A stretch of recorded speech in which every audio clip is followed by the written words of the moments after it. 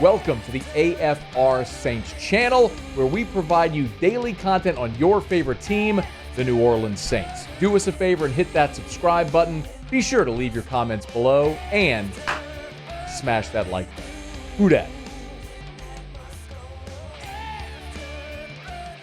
Mike Triplett, neworleans.football. How are you, man? Doing good. How are you? Better than Derek Carr and Alvin Kamara, apparently. So let's delve into all this. I guess let's start with Carr. Yeah. All these reports are that he's going to be shut down for the year, or that he won't play again this year. Darren Rizzi continues to be defiant. Where do you fall on this with Derek Carr? I think it's semantics over the timetable. I mean, I think everything we've reported and almost everything everyone reported has been pretty accurate. I mean, there's significant fractures in his non-throwing hand.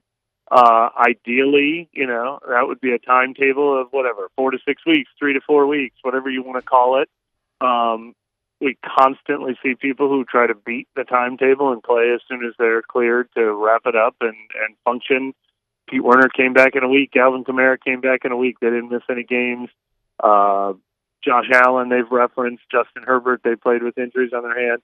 It's somewhere in that group, and 3 to 4 weeks means the season. So that's how it kind of got reported a couple times. He could miss multiple weeks, and with only 4 weeks left in the season, that means he could miss the whole season. But Carr has been hoping to come back and play sooner than 3 or 4 weeks.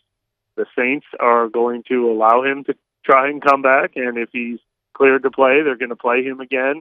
And the Saints clearly are not in the mode of, hey, this season's a lost cause. We just want to play the young guy, which is, I think, where the fan discourse is. The fan discourse wants to see, put him on IR. Come on. I want to see Rattler, But as Rizzi said today, he took the common sense approach. He said, Derek Carr's been, ever since I took over as interim coach, I gave everyone a clean slate. Derek Carr started 4 games for me. He's 3-1 with a passer rating of 103. Of course I want him back if he's cleared to play. So, obviously, the Saints and fans who are ready to move on to 2025 have been singing a different tune on that this entire time. So what will we learn potentially about Spencer Rattler if he does start 1, 2, 3 remaining games? Yeah. I think he can only increase our optimism for him, as he did during the second half against Washington. I mean, if he struggles, I think we'll be like, yeah, he's a rookie 5th-round pick, and we're going to see highs and lows. If he comes out and he tears it up and wins at Green Bay on Monday night or plays great in really adverse circumstances against a really tough opponent, then it's going to be eye-opening, and it's going to be really impressive. And, yeah, maybe they'd have to revisit. If he goes and wins in Green Bay and he looks great, maybe they have a decision to make.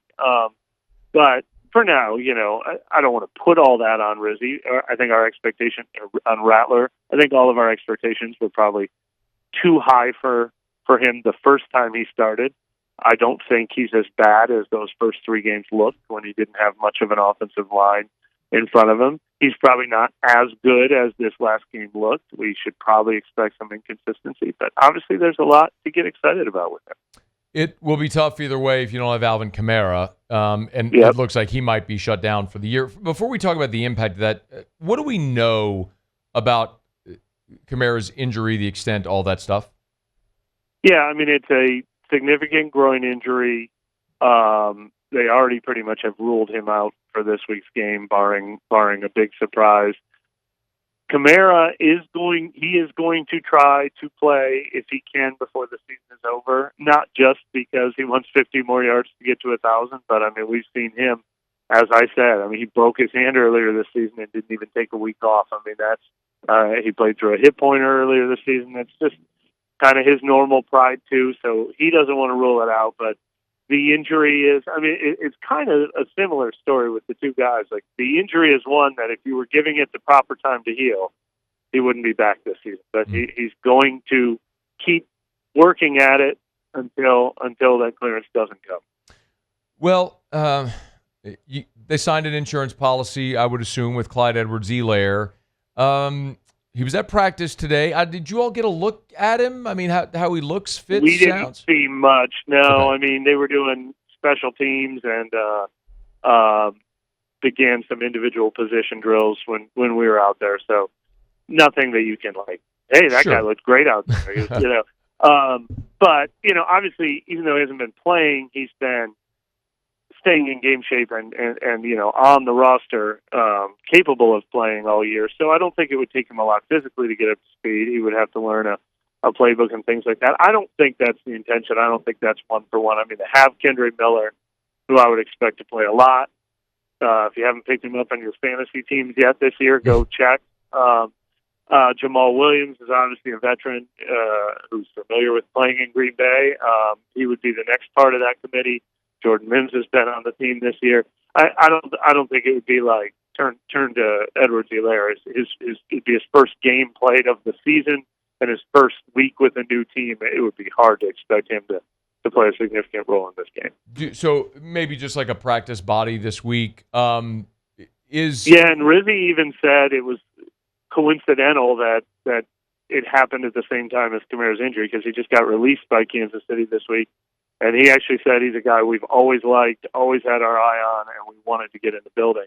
He made it sound like they would have done this even if Alvin was healthy and sort of hey, let's take a look at this guy for the next few weeks. So that feels more like long-term, let's take a look at this guy than expecting to see him playing at any point before the season is over, to be honest. So maybe a possibility for next year.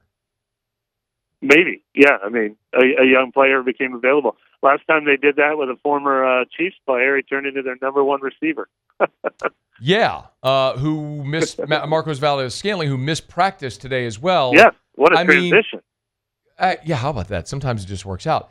But all right, so who's Spencer Rattler going to throw the ball to? MVS is going to play. Okay. Darren Rizzi made that seem. Darren Rizzi made that seem like it was just precautionary today, and he said he even could have probably practiced today, but we just wanted to give him an extra day, and I expect him back out there tomorrow. So I do think he will be playing in this game, and then all the other usual Plan B suspects. I don't think. We haven't gotten to Chris Olave yet. I'm sure that'll be the next transition. Yep. He will not be playing yet in this game. He said pretty doubtful, probably doubtful, but almost assuredly he will not be playing yet in this game. So it'll be MBS, Foster Moreau and Juwan Johnson, Kendra Miller and Jamal Williams, Cedric Wilson, who am I forgetting? Bub Means? I'm forgetting at least. No, probably not Bub Means. Pettis? Pettis and Kevin Austin. Yeah. There we go. There they are. There you go. Remember years ago when Tony Kornheiser made a joke on Monday Night Football about Sean Payton finding receivers on Bourbon Street?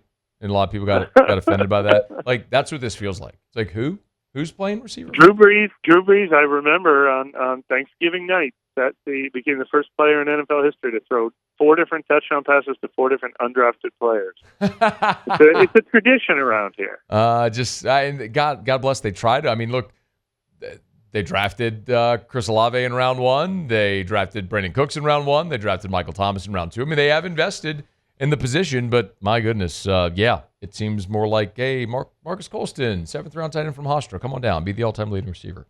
All right, so let's talk about Olave then. Might we assume he plays again at some point this year? Boy, it sounds like it. Again, we like to. This is the story with every one of these guys. We like to be like, well, you're 5-9, and there's only 3 weeks left. Just shut it down. But there's individuals at stake here. If Olave, Rizzi said he called it great news. He said he was really happy for him. He said Chris Olave was smiling. Chris Olave wanted to get cleared. He got cleared. He wants to play. So while obviously we want to say these games don't mean anything, it sounds like Olave wants to get back on the field, play another game, maybe kick his offseason off the right way. I don't know, but for whatever purposes that he wants to play, these guys are all competitors. They want to play. He wants to, even though they're, by the time he gets back on the field, they obviously will be mathematically eliminated from the playoffs. I would almost be sure of that within a few days from now. They'll be mathematically eliminated from the playoffs, but it sounds like the efforts are going to be for him to play a game or two before it's all done. He's on Twitter at Mike Triplett, neworleans.football. Our chats every week, courtesy of Benny's Car Wash. Great stocking stuffer. Unlimited car wash. Go to bennyscarwash.com, bennyscarwash.com. $19.99 a month, the Benny's Best memberships for the first 3 months. Check it out at bennyscarwash.com. Okay, so they're going to play Green Bay on Monday Night Football. They're a 2-touchdown underdog. Any reason to believe this might go well?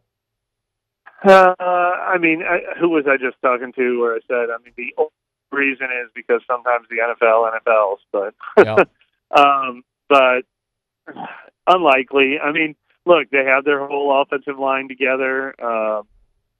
They put up a fight against the playoff team in Washington. They put up a fight against the playoff team in Los Angeles, but no, there's just too much missing. Not only are you expecting Spencer Rattler to have to go in there and have a good game, but without Alvin Kamara, it would be the ultimate security blanket for him. You're going to need turnovers. This team doesn't turn the ball over much. You're going to need sacks. Jordan Love doesn't get sacked. You're going to need to stop the run. The Saints don't stop the run well, and they have one of the top running backs in the league. It's hard to paint that picture, except for weird things happen sometimes. All right. 3 games to go. If the Saints finish, I think they get one more, Mike. I think they'll beat the Raiders. Where's that going to put them? 9th, 10th, somewhere around there in the draft? Yeah, one more win. There's not a lot of teams they can pass up realistically. They're at 5. There's only one team at 4, and that's the Jets. Was it the Jets and the Bears are both at 4?